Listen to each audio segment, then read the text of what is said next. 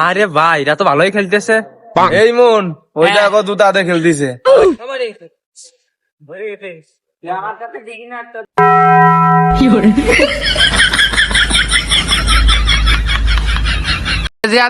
কডটা দিয়ে যা, কডটা দিয়ে যা ভাই।